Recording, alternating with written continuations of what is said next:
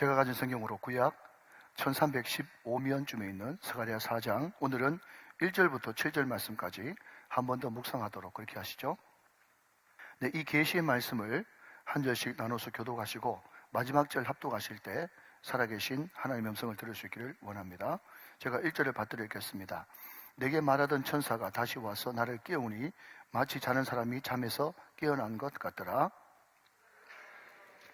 무엇을 보느냐? 내가 대답하되 내가 보니 순금 등잔대가 있는데 그 위에는 기름 그릇이 있고 또 그 기름 그릇 위에 7 등잔이 있으며 그 기름 그릇 위에 있는 등잔을 위해서 7 관이 있고 그 등잔대 곁에 2 감람나무가 있는데 하나는 그 기름 그릇 오른쪽에 있고 하나는 그 왼쪽에 있나이다 하고, 내게 말하는 천사에게 물어 이르되 내 주여 이것들이 무엇이니까 하니 내게 말하던 천사가 대답하여 이르되 내가 이것들이 무엇인지 알지 못하느냐 하므로 내가 대답하되 내 주여 내가 알지 못하나이다 하니, 그가 내게 대답하여 이르되 여호와께서 스룹바벨에게 하신 말씀이 이러하니라.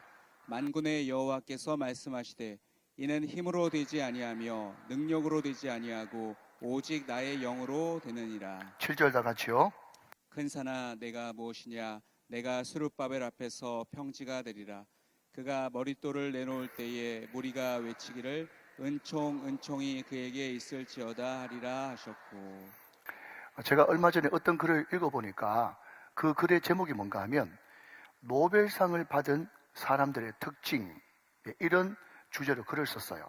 자, 여러분, 노벨상을 받은 사람이 어떤 특징을 가지고 있을까요? 물론 우리보다 훨씬 IQ가 높겠죠. 왜냐하면 그 분야의 최고 레전드, 고리자가 그 상을 받기 때문에 그렇습니다. 그런데 우리보다 IQ가 더 높다, 그 정도로는 글이 안 되겠죠. 그런데 그 작가가 뭐라고 적었는가 하면 노벨상을 받은 사람들의 특징이 있는데 그게 뭔가 하면요, 잘 들으십시오.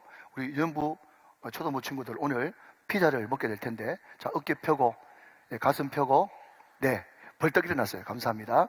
여러분이 이 말을 잘 들으면 여러분이 노벨상 받을 수도 있어요. 자, 노벨상을 받은 사람들의 특징이 뭔가 하면요, 그 사람들의 우리와 다른 점은요, 그렇게 질문을 많이 한답니다. 그렇게 질문을 많이 해요. 여러분 생각해 보십시오. 저희 소설적만 해도 사지선다형, 요즘에는 오지선다형 그래가지고 선생님이 자주 뭐라고 이야기하시는가 하면 이런 유형의 문제는 덮어놓고 4번이 정답이야. 원리는 나중에 너희들이 합격해서 대학 가고 나서 배워. 무조건 4번이야. 알았지? 4번? 그렇게 이야기한 적이 집사님 있었죠. 그죠? 예, 그런 적이 있었단 말이죠. 답을 맞추는 그런 교육이죠. 그런데 서양 교육이나 유대인 교육 같은 경우에는요, 끝까지 질문을 합니다. 유대인 출신 천재과학자 아인슈타인이 공부의 90%가 질문이다, 그렇게 얘기했어요. 자, 여러분, 계속 질문하고 또 질문하고 또 질문해서 더 이상 질문할 것이 없는 한 가지가 뭔가 하면 그게 바로 정답이죠. 질문을 거쳐가지고 해답을 얻었기 때문에 이 사람은 그 모든 과정들이 자기 것이 돼서 한편의 논문이 될 수 있고요. 수학 문제 같은 경우에는요, 여러분 우리가 보통 수학 못하는 사람의 특징이 뭐죠? 정답지 먼저 보고 풀잖아요. 그러면 절대로 못 풉니다. 그런데 이 사람은 끝까지 파고 질문해가지고 자기 것으로 만들어서 풀었기 때문에 정답지에도 없는 2단계, 3단계를 건너뛰어가지고 자기 답을 바로 맞출 수가 있는 거예요. 네, 지금 고개를 타이밍 맞게 잘 끄덕인 분은 그래도 공부 좀 잘하는 사람인데, 그냥 눈만 멀뚱하게 뜨는 사람은요, 이것이 당최 무슨 소리인지 이렇게 말씀하시는 분이 딱 한 분 계십니다. 아무튼 그럼 제가 설교 서두에 질문 이야기를 꺼낸 것은 다름이 아니고, 여러분 우리가 성경을 읽을 때 덮어놓고 믿지 말고 읽어 제끼지 말고 질문을 하면서 읽는 것이 너무너무 중요하단 말이죠. 오늘도 여러분 성경 말씀 보면 하나님이 스가랴에게 묻습니다. 내가 무엇을 보느냐? 영적 통찰력, 인사이트가 있어야 된단 말이죠. 그리고 이것이 무슨 뜻입니까? 네가 모르느냐? 내가 알지 못합니다. 계속 주고 받고, 주거니 받거니 하면서 오늘 말씀이 전개된 걸 보게 된단 말이죠. 여러분 이상한 것은요, 내가 비록 목회자가 아니고 내가 비록 신학자가 아니라고 할지라도 하나님 이 뜻이 무슨 뜻입니까? 하면서 자꾸 물으면 그 본문 안에 답을 가르쳐 주신다니까요. 하나님께서 깨닫게 하시든지 천사를 통해서 말씀해 주시든지 알게 하시든지 느끼게 하시든지 하나님께서 반드시 감동하시고 가르쳐 주시는 답이 있단 말이죠. 그러니까 우리는 항상 신앙생활은 일방통행이 아니고 쌍방통행이기 때문에 모르면 물어봐야 된다. 그게 정답을 불러오는 가장 첩경이다 하는 겁니다. 자, 여러분 이제 오전, 오후 이제 중간 기점쯤 돼가지고 나른한 시간이 되었어요. 자, 여러분 한번 체조 한번 하고 계속 말씀을 들어보시죠. 잘 아는 체조입니다. 혹시 모르시는 분들은 한번 따라하시면 좋겠고요. 자, 오른손을 번쩍 들고 혹시 목사님 왼손 아닙니까? 그러면 참 답이 없습니다. 아시겠죠? 여러분을 배려하는 마음으로 제가 반대로 하는 거예요. 자, 오른손을 번쩍 드시고 이렇게 따라합니다. 위로 하나님. 자, 내리시고 자, 왼손을 쭉 뻗으셔가지고 아래로 인간. 자, 그 다음 오른손으로 딱 갈고리를 만드시고 물어봐. 이 물어봐는 거꾸로 할 수 없기 때문에 제가 이렇게 하는 거예요. 물어봐. 주먹을 쥐고 느껴봐. 자, 몸을 좀 흔들면서 옆으로 행동해. 이게 말씀 묵상 큐티 체조거든요. 자, 여러분 보십시오. 위로 하나님, 아래로 인간. 이것은요 관찰이에요. 관찰. 성경은 하나님은 누구신가, 인간은 어떤 존재인가, 그것이 기록된 것이 성경으로 말씀드렸잖아요. 그게 관찰이에요. 관찰. 하나님은 어떤 분인가, 인간이란 어떤 존재인가. 그 다음에 관찰했으면 물어봐, 느껴봐. 해석을 해야 되죠. 해석. 관찰, 해석. 그리고 옆으로 행동해. 이것은 적용인 거예요. 관찰, 해석, 적용. 이것을 좀 어려운 말로 바꾸면 귀납법적 성경 연구, 이렇게 이야기하는데, 귀납법 성경 연구가 뭐냐? 여러분 어렵게 생각하지 말고 간단합니다. 다시 한번요. 귀납법적 성경 연구가 뭐냐 하면요, 그냥 읽어 제끼지 말고 덮어놓고 믿지 말고 질문하면서 읽어라, 그 이야기를 하고 있는 것이죠.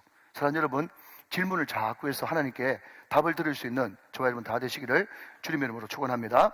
자, 앞을 보시면서 한번 따라해 보시면 좋겠습니다. 이렇게 한번 따라해 보시죠. 100만 불짜리 질문은 100만 불짜리 답을 얻습니다. 시작. 100만 불짜리 질문은 100만 불짜리 답을 얻습니다. 질문이 그만큼 중요하단 말이죠. 질문 잘해가지고 노벨상 받는다니까요. 자, 여러분, 우리가 그 본문을 한번 들어가서 한번 살펴보도록 하겠습니다. 자, 여러분 1절 말씀을 한번 보시면요, 내게 말하던 천사가 다시 와서 나를 깨우니 마치 자는 사람이 잠에서 깨어난 것 같더라 그랬습니다. 자, 좀 띄워놓으시고, 자, 여러분 잘 한번 보시고 앞을 보시고, 자, 여러분 오늘 성경 말씀 보니까 이 사람이 잠에서 깨어났어요, 아니면 잠에서 깨어난 것 같았어요? 여러분 이게 굉장히 중요하거든요. 한 끗 차이가, 엄청난 차이가 되는 것입니다. 그러니까 지금 스가랴 선지자가 잠에서 깨어난 것 같았어요. 여러분 이것을 원어대로 번역하면 어떤 뜻인가 하면요, 이런 뜻입니다. 각성. 자, 여러분 우리가 뭐 각성제 먹지 않습니까? 밤에 밤샘 공부하려고. 소실절 때 다 그래 해보셨죠? 여보세요? 네, 우리가 뭐 드링크 종류 이런 거 보면서 각성하지 않습니까? 그냥 그걸 뭐라 그러죠? 뭐가 들어있어요 거기에? 바깥에 뭐가 들어가 있죠? 카페인이 들어가 있으면 각성되지 않습니까? 그러니까 깨어난 것 같더라, 이것을 두 글자로 바꾸면 각성이요. 그리고 좀 길게 늘렸으면 정신이 번쩍 들다, 이런 뜻이에요. 그럼 제가 왜 1절에 깨어난 것, 각성, 정신이 번쩍 들다 이것을 여러분에게 특별히 강조하는가 하면, 여러분 잘못된 환상, 잘못된 꿈, 잘못된 계시를 받는 사람들은요, 뭔가 자꾸 비몽사몽간의 환상을 보고 계시를 받고 뭔가 응답을 받으려고 그래요. 아닙니다, 여러분. 아닙니다. 성경 이야기하는 환상은, 성경 이야기하는 계시는, 성경 이야기하는 하나님의 응답은 어떻게 받는가 하면요, 여러분처럼 지금 말씀에 초집중하고 있는 이 상태에서 하나님께서 뚜렷하게 말씀해 주시는 겁니다. 절대로 여러분 견꿈이 아니에요. 견꿈. 견꿈이 뭐죠? 개꿈이 여러분 환상이 아니고 계시가 아니다니까요. 그냥 꿈꾸고 일어나가지고 비몽사몽간에 되면 좋고 안 돼도 그만. 그게 성경 이야기하는 환상과 계시가 아니라 하나님께서 뚜렷하게 정신이 말똥말똥한 상태에서, 자, 여러분 잘 들으십시오. 이전까지도 하나님께서 은혜 주셔가지고 많은 은혜 받는 말씀을 받았지만은 오늘 말씀은 더 정신이 번쩍 드네. 이 말씀이 나에게 주시는 말씀이네. 이 말씀이 레마의 말씀이네. 여러분, 그렇게 해서 그 말씀이 내 마음속에 담겨지고 내 심배에 담겨지는 것, 이게 성경이 말하는 환상이고 계시고 응답인 줄로 믿으시면 아멘 하시기 바랍니다. 여러분, 이 예배 시간이 다 그런 예배 시간 되시기를 주 예수 그리스도의 이름으로 축원합니다. 자, 한 걸음 더 나가서 이 스가랴가 말이죠, 이 각성이 일어나가지고 말똥말똥한 그 순간에 하나님께서 이렇게 질문하십니다. 자, 여러분 2절 말씀 보실까요? 2절 말씀. 그가 내게 묻되 내가 무엇을 보느냐? 내가 무엇을 보느냐? 그랬습니다. 자, 지금 환상을 보여주시면서 내가 무엇을 보느냐? 그랬어요. 자, 여러분, 지난 시간에 제가 말씀드렸던 것 같이 여러분, 환상이 왜 보여집니까? 하나님이 어떨 때 주로 환상을 주신다고요? 너무 시대가 암울할 때, 너무 시대가 어둡고 힘들 때, 사랑하는 여러분, 지금이 우리가 꿈을 꾸고 환상을 봐야 될 줄로 믿으시기 바랍니다. 너무 어렵고 힘들 때 환상을 보여주시는 거예요. 그런데 그 시대가 너무 암울하니까 하나님께서 네가 지금 이 시대는 암울하고 고난과 역경이 있지만은 조금만 견디면 반드시 하나님의 영광과 하나님의 나라와 하나님이 너를 향한, 교회를 향한, 우리를 향한 여호와 이레의 축복, 예배하고 있는 축복을 네가 반드시 받게 될 것이다. 여러분, 그것을 보는 것이 환상이요. 여러분, 그렇다면 그 환상이 2024년 오늘은 뭐라고요? 예배 시간이란 말이죠. 예배 시간에 주로 강조하는 것이 뭡니까? 우리의 힘으로는 안 됩니다. 능력으로는 안 됩니다. 그러나 성령께서 우리에게 꿈을 주시고 환상을 주시면 하나님의 나라가 나를 통해서 이루어집니다. 하나님의 영광이 우리 교회를 통해서 이루어질 것입니다. 저를 향한, 여러분을 향한, 우리 교회를 향한, 이 나라, 이 민족을 향한 여호와의 이레의 축복이 기다리고 계실 것입니다. 여러분, 그것이 보여지고 느껴지고 만져지는 것이 예배 시간이란 말이죠. 그래서 여러분, 이 예배 시간에 예배 잘 드리고요, 이 예배 시간에 선포된 이 말씀을 믿음으로 받으시면요, 여러분, 우리는 이 땅에 살지만 이 현실에 매몰되지 않고 미래를 끌어당겨서 오늘을 산단 말이죠. 그러니까 여러분, 우리는 그 암울함 가운데서도 힘을 낼 수 있고 용기를 낼 수가 있는 것입니다. 믿으시면 아멘 하시기 바랍니다. 여러분, 정말 가슴 떨리는 그 말인데요, 한 번 더 우리가 선포하며 나갑시다. 자, 한번 따라 하시면 좋겠는데요, 믿음은 미래를 현실로 이끌어들이는 능력이다. 시작. 믿음은 미래를 현실로 끌어들이는 능력이다. 아멘이십니까? 여러분, 여기 미래라고 하는 이 말을 환상, 또 비전, 꿈이라고 이야기해도 돼요. 비록 눈에 보이는 거 없고 손에 잡히는 거 없고 귀에 들리는 거 없다고 할지라도 우리가 믿음을 가지고 성령 충만함을 받고 우리가 주님 안에 있고 주님과 동행하고 성령이 우리와 함께 계시면 우리를 향한 하나님의 영광과 꿈과 놀라운 영광 비전이 오늘 나에게 마치 이루어진 것처럼, 비록 손에 잡히는 것 없고 눈에 보이는 것 없고 귀에 들리는 것 없어도 마치 내가 가지고 있는 것처럼 그것을 누리면서 살아가는 것이 꿈이고 비전이고 환상이고 계시고 축복이고 응답이라는 것입니다.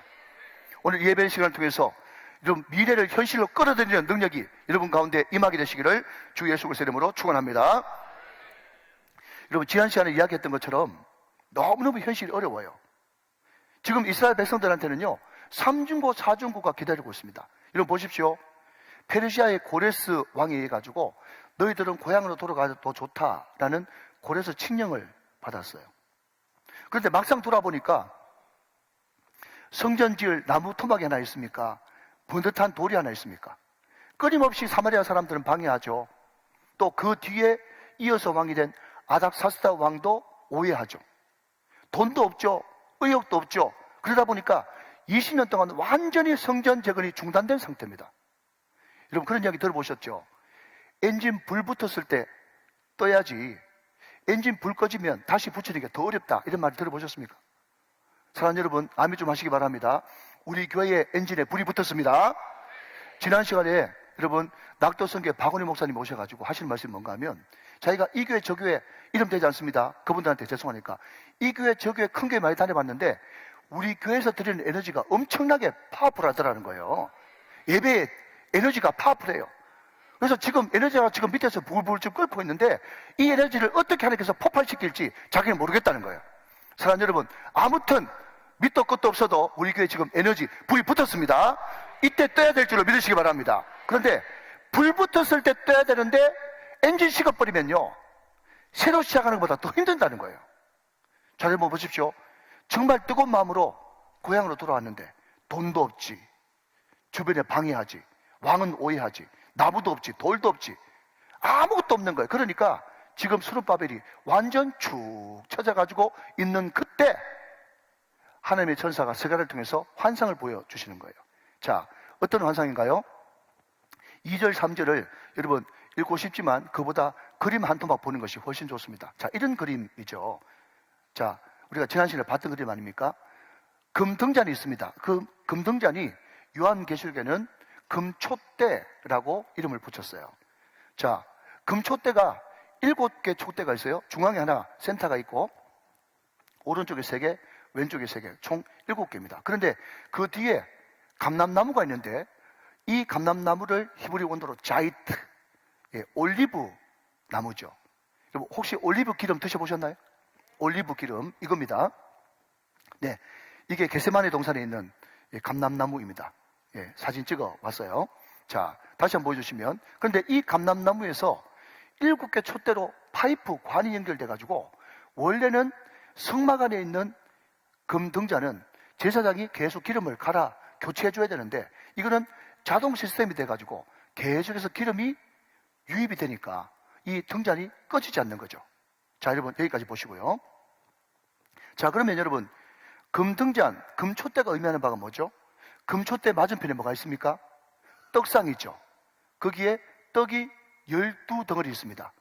그 12덩어리 떡은 무엇을 상징하죠? 이스라엘 12지파, 오늘 저와 여러분을 상징합니다. 그러니까 그 떡상을 향해서 비추는 하나님의 빛과 눈, 그게 금등잔 내지는 금촛대예요. 여러분 두 감람나무는요, 이때 스가랴 당시는 이스라엘 백성들을 바치고 있는 4명의 인물, 하나는 스룹바벨, 왕 역할을 감당했던 스룹바벨, 두 번째는 대제사장 요수아, 세 번째는 성전 재건을 촉구했던 스가랴 선지자, 학개 선지자, 왕, 선지자, 제사장 3명을 합쳐서 기름 부음 받은 자, 메시아, 신약 성경으로는 그리스도, 예수 그리스도. 감람나무가 예수 그리스도인 줄로 믿으시기 바랍니다. 그러니까 감람나무가 메시아 예수니까 자꾸 이단들이 자기가 감람나무라고 엉뚱한 소리를 하는 거예요. 감람나무에 이단들이 집착하는 이유, 추정 60분 들으셨죠? 예, 그 감람나무가 메시아 예수 그리스도를 가르치니까 감람나무를 자꾸 탐내는 거예요. 그렇지만 유일한 감람나무는 예수님 오직 한 분 뿌리시다. 할렐루야, 아멘. 자, 그 감람나무에서 흘러나오는 기름, 그게 뭐죠? 바로 하나님께로부터, 성자 예수님께로부터 흘러나오는, 유출되어지는 성령 하나님, 기름 부으심, 성령 하나님. 이해가 되시면 아멘. 자, 그런데 말입니다, 우리는 이 사실을 너무나 잘 알고 있는데 그 당시 스가랴는 이 사실을 몰랐는지 물어봅니다. 이게 도대체 무슨 뜻입니까? 4절 말씀 보시죠. 자, 빨간색만 한번 읽어봅니다. 시작. 내 주여, 이것들이 무엇이니까? 여기서 내 주는 하나님이 아니라 하나님의 천사를 높여서 공경해서 불렀단 말이죠. 자, 그랬더니 5절 말씀에 이렇게 이야기하고 있어요. 5절 말씀 보니까 내가 이것들이 무엇인지 알지 못하느냐? 하나님의 천사가 이야기하죠. 그랬더니 스가랴가 빨간색으로 대답합니다. 같이 한번 읽어봐요. 시작. 내 주여, 내가 알지 못합니다. 이게 뭡니까? 네가 알지 못하느냐? 내가 알지 못합니다. 여러분 계속 왔다 갔다, 여러분 쌍방통에 이루어지고 있죠. 계속 질문이 왔다 갔다 하지 않습니까? 그렇게 모른다고 물었더니, 자, 여러분 다 들어보십시오. 자, 허리 펴고, 어깨 펴고 들어보십시오. 스가랴가 모르면 모른다고 이야기했더니 천사가 하는 말이, 네가 선지자가 돼 그것도 모르냐? 네가 목사가 돼 그것도 모르냐? 네가 장로가 돼 그것도 모르냐? 그렇게 야단쳤어요? 아니면 가르쳐 주셨어요? 가르쳐 주신다니까요. 여러분 가르쳐 주십니다. 모르면 물어야 되고 물으면 가르쳐 주십니다. 믿으시면 아멘. 이게 너무 단순한데 이게 비범한 거란 말이죠. 모릅니다 그랬더니 그 모른다고 하는 그 질문에 여러분 역사의 길에 남을 말씀을 하시지 않습니까? 6절 말씀, 그게 6절 말씀이에요. 자, 한 번 더 읽어요. 시작. 그가 내게 대답하여 이르되 여호와께서 스룹바벨에게 하신 말씀이 이러하니라. 만군의 여호와께서 말씀하시되 이는 힘으로 되지 아니하며 능력으로 되지 아니하고 오직 나의 영으로 되느니라. 아멘. 여기서 말하는 힘은요, 히브리 말로 하일이라고 하는 단어를 쓰는데, 이 힘이 어떤 뜻이는가 하면요, 사람들의 힘이에요. 예를 들면 군사력, 정치력, 조직력, 네트워킹, 인간관계, 이게 하일, 힘이에요. 여러분 이해되십니까? 예를 들면 이런 거죠. 역사상 가장 강력한 군대는 로마 제국이었습니다. 그렇지만 로마 제국은 음란과 부정으로 맥없이 무너졌습니다. 또 하나, 소비에트 연방, 소련 아십니까? 소련이 한때 미국과 패권을 다투는 G2였죠. 지금의 러시아의 전신인데, 그 소련도 맥없이 한 방에 무너졌습니다. 여러분, 군사력이 나라를 지킨다고요? 조직력이 나라를 지킨다고요? 여러분, 정보기관에서 나라를 유지할 수 있다고요? 천만의 말씀. 안 됩니다. 안 돼요. 또 하나, 능력으로 안 된다 할 때 능력, 이것이 히브리 말로 코아흐라는 단어를 씁니다. 이 코아흐는 뭔가 하면요, 인간의 재능, 능력입니다. 예를 들면 이런 거죠. 많은 사람이 있지만 신구약 성경에서 가장 뛰어나고 힘이 센 사람, 그 사람이 누구였습니까? 삼손이 있습니다. 삼손. 우리 친구들이 여행 갈 때 샘소나이트 들고 가시죠. 그 샘소나이트 가방이 있는데 제가 거기 직원이 아니라는 것을 꼭 말씀드리면서, 근데 이 샘소나이트가 어떤 뜻을 가지고 있는가 하면 삼손처럼 강하다 이런 뜻이에요. 그게 샘소나이트거든요. 근데 여러분, 이 삼손이 성리에 붙들렸을 때는 나귀 턱배 하나로 1000명의 블레셋을 한꺼번에 죽여버리는 그런 괴력을 발휘했지만, 딜라일라, 드릴라라고 하는 여인의 무릎에서 맥없이 무너지고야 말았습니다. 다 경험했습니다. 뭘 경험해요? 절대로 조직으로 안 됩니다. 사람의 힘으로 안 됩니다. 삼손 아니라 삼손 할아버지 같은 학력과 능력과 재력에서도 그 재력과 능력 가지고는 안 됩니다. 오직 성령으로만 됩니다. 하나님이 주시는 힘으로만 됩니다. 여러분, 이것이 뭐라고요? 바로 두 감람나무에서 흘러오는 그 기름. 여러분, 제가 한 번 더 이야기하면 102번째 이야기 하는데요, 한 번 더 들으십시오. 하루 이틀 잘하는 거 누가 못하겠어요? 100번 들어보셨죠? 1년 2년 잘하는 거 누가 못하겠습니까? 한 번, 두 번 설교 잘하는 거 누가 못하겠어요? 여러분, 저도 강사거든요. 밖에 나가면 저를 우습게 보지 마세요. 여러분, 저도 요즘에 잘 나가는 강사예요. 강사가 중요한 게 아니라니까요. 여러분, 한 번, 두 번 가가지고 와장창 설교 잘하는 거 누가 못하겠어요? 여러분, 10년, 20년, 30년 은퇴할 때까지 한결같이 성령에 붙들려서 말씀을 전할 수 있겠는가? 이게 포인트인 것입니다. 믿으시면 아멘. 여러분, 그것은 내 힘으로 능력으로 안 되는 거죠. 오직 성령이 줄기차게 나를 붙들고 계시고 성령의 기름 부으심이 줄기차게 내게 흘러내려야, 축복의 파이프로 나에게 성령 하나님의 기름 부으심이 다가와야 그것이 가능하다는 것입니다. 여러분, 성령이 우리 안에 들어오셔서 하시는 일이 많죠. 그런데 가장 중요한 사역이 있습니다. 로마서 8장 16절, 이 말씀을 꼭 기억했으면 좋겠어요. 로마서 8장 16절 같이 한번 읽어보세요. 시작. 성령이 친히 우리의 영과 더불어 우리가 하나님의 자녀인 것을 증언한다 그랬어요. 자, 여러분 보십시오. 여러분, 성령이 우리들에게 꿈을 주고 계시를 주고 환상을 주고 능력을 주고 권능을 주고 병도 고치고 오만 것을 성령께서 다 하시지만, 그럼에도 불구하고 성령의 가장 근원적이고 첫 번째 사역은요, 성령이 우리 안에 충만하게 들어오시면 내가 죽었다 깨어나도 목에 칼이 들어와도 내가 하나님의 자녀라고 하는 이 정체성을 놓치지 않는단 말이에요. 여러분, 저는 돈이 없습니다. 저는 어떻게 보면 아무것도 아니에요. 저는 권세도 없어요. 그런데 저는 누구를 만나도 당당합니다. 믿으시기 바랍니다. 저는 누구를 만나도 당당하거든요. 어떻게 목사님 그렇게 아무것도 쥐뿔도 없으면서 당당할 수 있습니까? 라고 물으신다면, 내 안에 하나님 계시고 나는 주의 종이라고 하는 나의 정체성, 아이덴티티, 나의 신분, 이 권세 때문에 나는 당당할 수 있는 것입니다. 내가 주의 종인데 내가 누구 앞에 굽신거리겠느냐? 하나님 한 분 외에는 난 어떤 것도 두렵지 않고 어떤 것도 부럽지 않다. 이게 나의 정체성이에요. 여러분, 이 권세가 내 마음속에 충만히 임하면 어떤 능력이 임하느냐? 죄를 이길 수 있는 능력이 나타납니다. 사단을 짓밟을 수 있는 능력이 나타납니다. 고난과 역경을 이겨낼 수 있는 능력이 나에게 임합니다. 정체성이 너무 중요한 거예요. 내가 누구인가? 거기에 따라서 내 행동과 내 말과 나의 모든 것들이 결정되기 때문에. 그런데 여러분, 내 정체성을 누가 도장 찍어주시고 확인시켜 주시느냐? 누가 증인이 되어 주시느냐? 성령 하나님, 그분이 오시면 내가 하나님의 자녀된 것을 증언해 주시고 도장 찍어 주신단 말이죠. 그렇기 때문에 사도 바울이 이야기합니다. 뭐라고요? 누구든지 성령이 아니고는 그리스도를 주라고 할 수 없다 그랬어요. 성령이 나를 그렇게 만들어 주시는 것입니다. 사랑하는 여러분, 오늘 설교 제목으로 여러분을 축복합니다. 2024년 새해를 맞이하신 여러분, 오늘 여러분들이 볼 수 있기를 바랍니다. 뭘 봐야 됩니까? 하나님의 나라와 하나님의 영광을 미리 보시기 바랍니다. 비록 손에 잡히는 것 없고 눈에 보이는 것 없고 귀에 들리는 것 없어도 여러분, 믿음으로 나를 향한, 우리를 향한, 우리 교회를 향한, 우리 가정을 향한, 아멘할 때까지 우리 사업장을 향한, 우리 일터를 향한, 우리 자녀를 향한 그 놀라운 비전과 여호와 일의 축복을 믿음으로 현실로 끌어당겨서, 사랑하는 여러분, 없는 것도 있는 것 같이 부르시는 주님을 굳세게 의지하고 내가 이미 받은 것처럼 행동하시는 당당한 전철 크리스찬 다 되시기를 주님의 이름으로 축원합니다. 사랑하는 여러분, 깨달으십시오. 뭘 깨달아야 됩니까?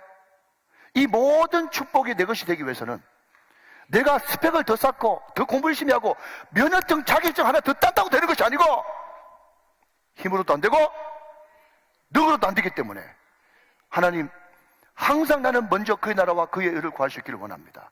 먼저 예배자가 될 수 있기를 원합니다. 먼저 성령 충만을 강구할 수 있기를 원합니다. 내가 아무것도 하지 못해도 성령 안에 살고 성령과 동행하고 성령과 함께 거하기만 하면 반드시 하나님께서는 나를 통하여, 나의 입술을 통해서 영광 받으시고 나를 축복의 사람으로 만들어 주실 줄로 믿습니다. 이것을 깨달으십시오.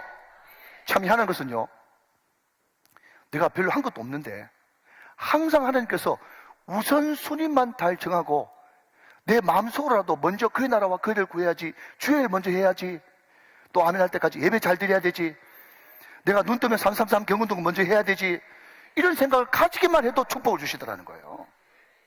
믿으세요? 깨달으세요? 이걸 깨달아야 됩니다. 그래야 내 인생이 풀리기 시작하는 거예요. 여러분, 제가 참 존경하는 목사님이 지금 미국 LA에서 큰 목회를 하고 계세요. 좀 잘 한번 들어보시기 바랍니다. 근데 이분이 동부 어느 조그마한 도시에서 대학생들 중심으로 한 150명 정도 목회했는데, 하나님이 이 목사님에게 얼마나 기름을 부으셨는지 갑자기 몇 년 만에 800명 성도가 됐어요. 혹시 이 목사님이 누군지 궁금하시면 예배 후에 제가 가르쳐 드릴 수도 있습니다. 이것은 팩트입니다. 그런데 여러분 보십시오. 한 150명 정도 성도되다가 800명쯤 성도되니까 제일 먼저 부딪히는 문제가 파킹랏, 주차장 문제였어요. 우리 교회도 지금 겪고 있지만 말이죠. 그러니까 이런 말이 있지 않습니까? 참 안타까운 말인데, 교회 여러 상소 가운데 은혜가 가장 많이 쌓이는 곳이 주차장이라고. 실컷 예배 시간에 은혜 받고 주차장에 나가가지고 차도 잘 안 빠지고 또 중간에 이상하게 주차해놓은 그 사람들 때문에 막 입으로 은혜를 다 쏟아버려. 입으로 막 은혜를 다 쏟아버려가지고 주차장에 막 지금 은혜가 막 쌓였어. 주차장에 다 버리고 가가지고 지금 은혜가 쌓였단 말이에요. 주차장에 이런 대란이 일어나니까 목사님 이거 어찌하지 생각하다가 그냥 길 잠깐 건너가지고 거기에 울퉁불퉁한 땅, 좀 못 쓰는 땅 같은 그런 엄청난 넓은 땅이 있는데, 아, 이 땅 주인 누구지 하면서 수소문을 해보니까 개인 땅이 아니라 은행 땅인 거예요. 그래서 그 은행 책임자하고 미팅을 좀 합시다 이렇게 해가지고 미팅이 성사됐는데, 자, 각설하고 이 목사님이 영어를 굉장히 잘하시는데 그래도 이분이 그냥 1세대고 1.5세이기 때문에 영어가 딸린다 생각했는지 이민 2세에 예일대학 출신 전도사, 영어 유창하게 그냥 내추럴 하게 할 수 있는 그 사람을 한 명 대동하고 당해석이 장로님하고 3명, 거기 3명 나와가지고 호텔에서 이제 만난 거예요. 그냥 인사했겠죠, 반갑게. 그런데 이분 표현이 그렇습니다. 인사를 딱 하고 나서 그 자리에 딱 앉는데 얼마나 본인도 기도 많이 하고 중보기도 팀에서 기도를 많이 해주셨는지 이분 표현이 그래요. 하늘에서 성령의 거물이 내려와가지고 자기를 막 덮어버리는 것 같더래. 성령의 거물이. 그때부터 여러분 성령 충만해가지고 그냥 쫙 유창한 영어로 말이죠. 방언이 터졌어요. 원래 그분도 영어 워낙 잘하시는데 영어 반응이 터지듯이 막 쫙 이야기하는데 우리 교회가 여기 섬으로 해가지고 범죄율이 낮아지고 또 동네가 좋아지고 또 신앙적으로 어떻고 하면서 쫙 설명하는데 자기가 생각해도 너무 잘한 것 같더래. 그런데 거기 은행 대표 3명이 그냥 입을 해 벌리고 설교 듣듯이, 예수 안 믿는 사람인데 설교 듣더라는 거예요. 그러더니 그 1장 연설이 끝나고 난 다음에 딱 자기 말을 멈추니까 은행 그 대표되는 사람이 하는 말이 뭔가 하면, 그러면 목사님 우리가 어떻게 좀 도와줬으면 좋겠습니까? 이랬더래요. 그런데 이 목사님이 너무 성령 충만해가지고 절대로 미국에서 하지 말아야 될 말을 해버렸어요. 그 땅 공짜로 좀 주십시오. 그랬단 말이에요. 그러니까 여러분, 택도 없는 말인데 그 이야기를 듣고 은행 관계자가 하는 말이 뭔가 하면, 그러면 그러시지요 하면서 그 땅을 공짜로 줬는데 그 땅의 넓이가 무려 얼마나 되는가 하면 6에이커 라니까 잘 모르겠죠? 우리 평수로 따지면 7,000평. 7,000평을 공짜로 준 거예요. 여러분, 우리나라도 마찬가지지만 여러분, 저도 미국 가봤거든요. 미국이라는 사회에서 여러분 공짜로 준다, 그게 어디 있어요? 여러분, 그건 기적이요. 있을 수 없는 일이 일어난 거예요. 여러분, 그러면서 이분이 여러분 간증을 하는 것입니다. 이것이 나의 간증이요, 이것이 나의 찬송일세. 여러분 보십시오. 조직 움직여가지고 백 써가지고 여러분 또 아는 사람 동원해가지고 그렇게 되겠습니까? 내가 큰 교회 목사라서 말재주가 좋아서 내가 많이 배워서 그게 되겠습니까? 안 되는 거예요. 한마디로 요약하면 힘으로도 안 되고 능력으로도 안 되는데 성령으로 된다는 거예요. 이것이 나의 간증이고 이것이 나의 찬송이라는 거예요. 얼마나 제가 감동을 받았는지 요거를 이번 주에 꼭 써야 된다 싶어가지고 제가 잠을 못 잤다니까요. 사랑하는 여러분, 이것이 남의 간증이 아니라 나의 간증이 되시기를 주님의 이름으로 축원합니다. 여러분, 우리 교회도 그런 간증이 있잖아요. 안 될 것이 확 뒤집어져가지고 되는 역사가 일어났잖아요. 여러분, 성령으로 하시면 된다니까요. 여러분, 자, 그러면 말씀을 정리합시다. 그러면 힘으로도 안 되고 능으로도 안 되는데 성령으로 하게 하시고 되게 하시는 사람들의 특징이 뭐냐? 간단히 2개만 살펴봅니다. 하나는요, 성령으로 하게 하시고 되게 하시는 사람은요, 그 일을 마칠 때까지 절대로 포기하지 않는다. 이게 그 사람들의 특징이라는 거예요. 자, 여러분 9절 말씀 봅시다. 9절 말씀. 스룹바벨의 손이 이 성전의 기초를 놓았은즉 그의 손이 또한 그 일을 어떻게 하리라? 마치리라 그랬습니다. 여러분, 항상 여러분 쿵짝해 봅시다. 항상 성경을 볼 때는 옳게도 보고 거꾸로도 보고. 자, 이 말을 여러분 다르게 말하면 중간에 처음에는 용두삼이 처음에는 거창하게 시작했다가 중간에 여러분 희미하게 맞춰버리면 그것은 성령의 역사다, 육체의 역사다. 육체의 역사인 거예요. 마귀의 역사인 거예요. 절대로 여러분 성령의 역사는 중간에 난관과 어려움과 고난에서도 결단코 포기하지 않습니다. 포기하잖아요. 이게 성령의 역사라니까요. 여러분, 성경에 돌이 많이 등장한다 그랬죠. 기초를 처음 놓을 때 주춧돌, 또 모퉁이 쌓을 때는 코너스톤, 모퉁이돌, 그리고 이스라엘은 건물이 아치형으로 되어 있어가지고 요렇게 쌓아 올리고 저렇게 쌓아 올려가지고 마지막 중간에 딱 끼워 놓는 돌이 무슨 돌이라고? 머릿돌. 그는 성전 완공할 때 마지막 놓는 돌이 머릿돌이에요. 잘 보십시오. 주춧돌, 모퉁이돌, 머릿돌, 산돌 다 뭐죠? 변하지 않는 신성을 가르치는 예수 그리스도. 스룹바벨아, 너 죽었다 깨어나도 여러분 스룹바벨 할 때 누구 이름 넣어야 됩니까? 자기 이름 넣어야 되죠. 여러분 죽었다 깨어나도 여러분 힘으로 능력으로 못합니다. 다 해봤잖아요. 해봤죠? 안 됩니다. 여러분, 스룹바벨 안 됩니다. 대제사장 안 됩니다. 선지 안 됩니다. 그렇지만 성령 하나님께서 끊임없이 성령의 능력과 권능을 공급할 때 하나님이 주시는 힘으로는 됩니다.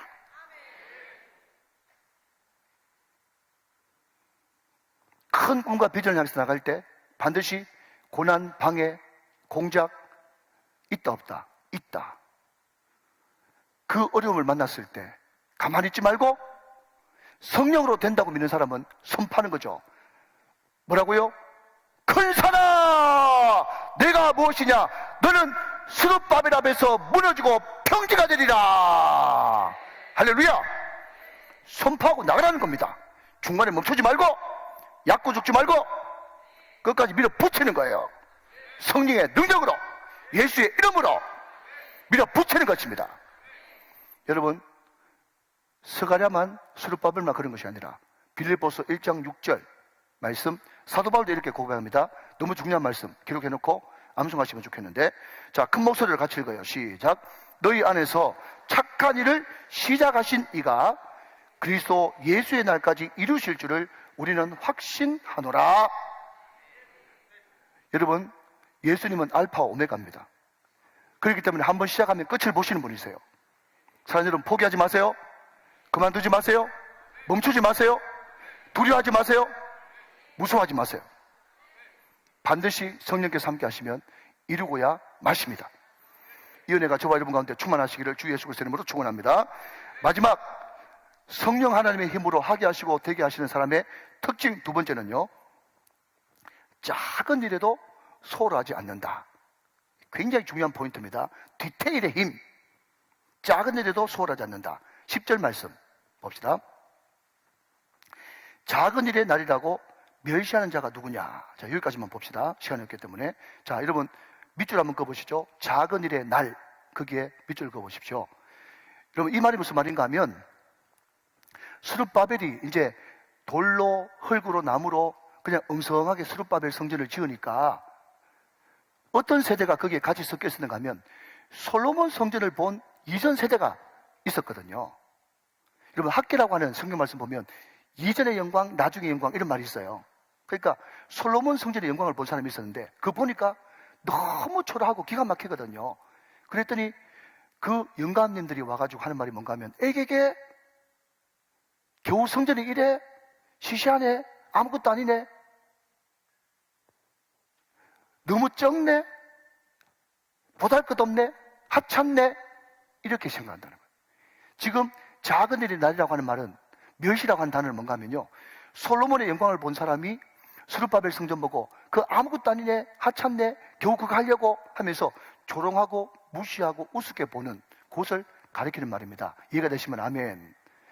자, 그런데 여러분, 스룹바벨 성전이 작다고 할지라도 절대로 무시하면 안 되는 게, 거기에 하나님의 영광이, 이전보다 더 큰 영광이 거기에 함께하고 있단 말이죠. 결국 그 스룹바벨의 성전 제거는 곧 예수님의 성전 되심을 나타내는 거거든요. 이해되십니까? 자, 여러분, 우리가 인생 살아가면서 교회에서 이런저런 일을 합니다.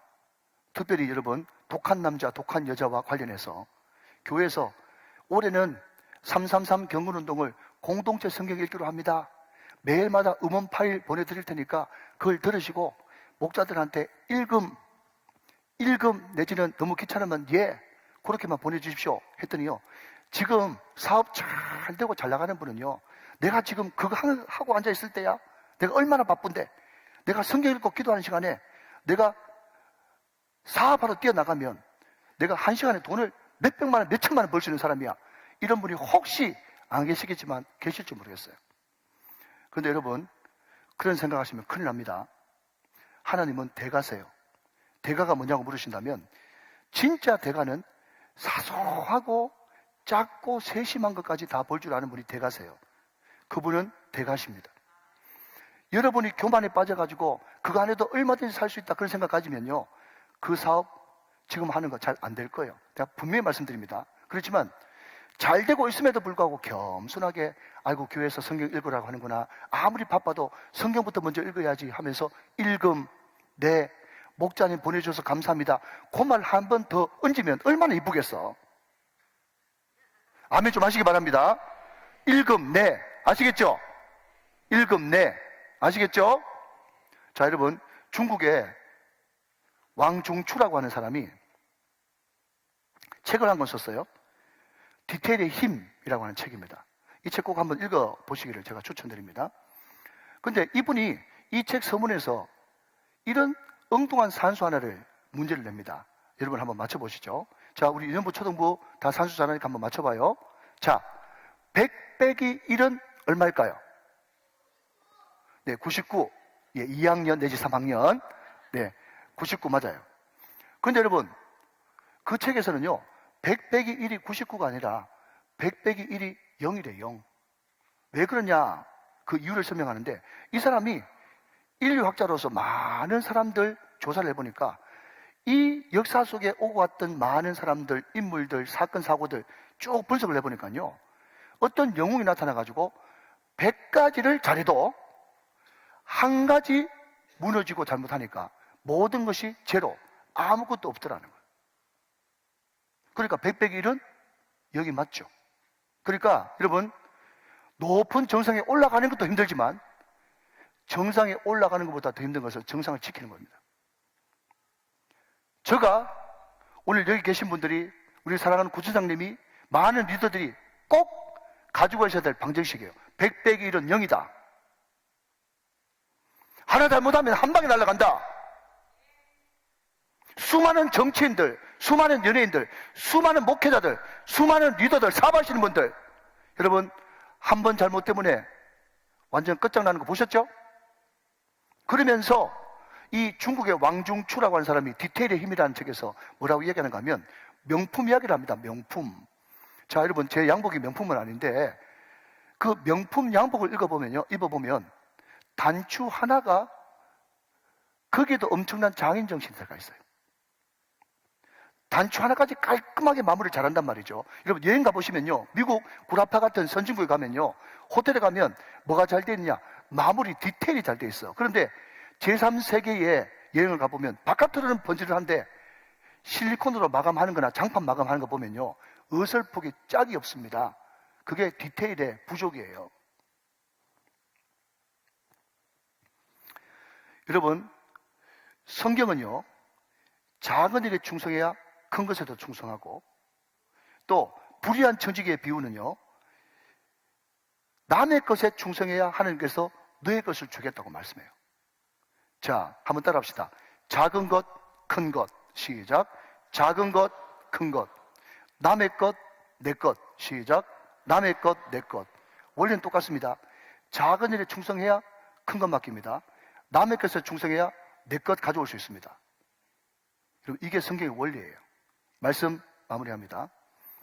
여러분, 2024년 새해를 맞이해서 오늘 저와 여러분들이 모든 것 다 내려놓고 하나님 앞에 먼저 그의 나라와 그의 의를 구하면서 하나님 앞에 묻고 듣고 순종하기로 결단합시다.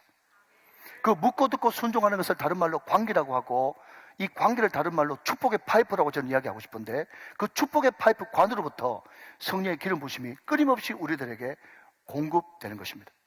그 공급되는 힘으로, 내 힘으로는 못하지만, 내 능력으로 못하지만 그 공급되는 성령의 기름 부심과 힘으로 우리는 얼마든지 할 수 있는 것입니다. 그 성령 충만으로 처음부터 끝까지 포기하지 말고, 한번 붙잡은 것은 반드시 해내고야 말고, 처음 마음 끝까지. 할렐루야. 또 하나는 작은 것에라도 세심하게 디테일 힘을 가지고 작은 것에 충성하고 남의 것에 충성할 때 큰 것을 준비하시고 나의 것을 준비하시는 그 주님을 바라보면서 오늘도 항상 주님 앞에서 은총이 넘치시는 저와 여러분 다 되시기를 주 예수 그리스도의 이름으로 축원합니다. 축복합니다. 축원합니다.